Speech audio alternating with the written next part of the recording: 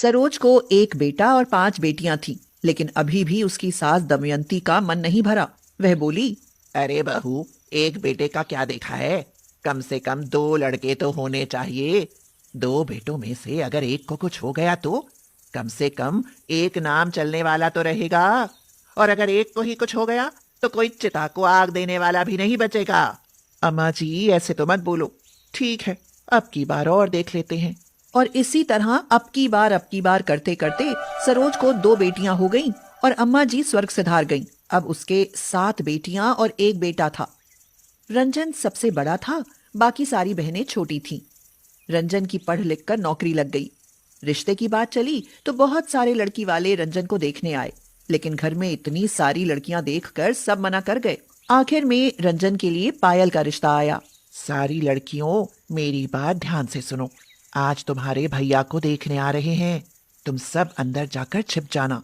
अगर तुम में से कोई भी बाहर आई ना तो मुझसे बुरा कोई नहीं होगा। हाँ। बड़ी बेटी शालू बोली, ऐसा क्यों माँ? हमारे बाहर रहने से क्या भैया की शादी नहीं होगी? मैंने जितना कहा बस उतना सुनो।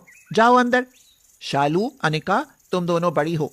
तुम्हारी जिम्मेदारी है कि कमरे से कोई बाहर ना आए और ना ही किसी की आवाज आए। पायल के माता पिता रंजन को देखने आए। रंजन और उसका घर उन्हें बहुत पसंद आया।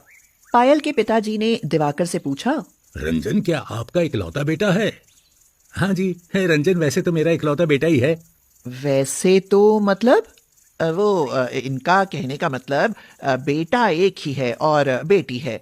उन्हें लगा कि शायद एक ही बेटी है। वो लोग खुश होकर रिश्ता पक्का कर गए। शादी के दिन नजदीक आते जा रहे थे और रंजन की चिंता बढ़ती जा रही थी। माँ, आपने उन्हें क्यों नहीं बताया कि मेरी 7 बहनें हैं? कल को उन्हें ये बात पता चली तो? एक बार किसी तरह शादी हो जाए फिर कुछ नहीं होगा। तब तक इन लड़कियों की बात छिपा कर रखनी है। माँ, आखिर इतने बच्चे आपने पैदा क्यों किए थे? आपकी वजह से मेरा भविष्य खतरे में है। बस एक और के चक्कर में लाइन लग गई बेटा। हमारा कसूर नहीं था, वरना हम 2 हमारे 2, हमने भी ये ही नीति अपनाई होती। माँ, अगले हफ्ते सगाई है। अब आप सोच लीजिए कि कैसे मैनेज करना है। सरोज ने योजना बनाई। शालू, तुम बड़ी हो तो तुम बाकी लड़कियों को कंट्रोल करके रखोगी और अनिका, तुम तैयार होकर सगाई में मौजूद रहोगी। बाकी सारी लड़कियां रोने लगीं कि हमें भी हमारे भाई की सगाई में जाना है। अरे चुप हो जाओ। एक बार तुम्हारे भैया की शादी हो जाए फिर जो मन करे वो करना। क्या तुम चाहती हो कि तुम्हारे भाई की शादी ना हो और तुम्हारी कोई भाभी ना आए? नहीं माँ, आप जैसा कहेंगी हम वैसा करेंगी।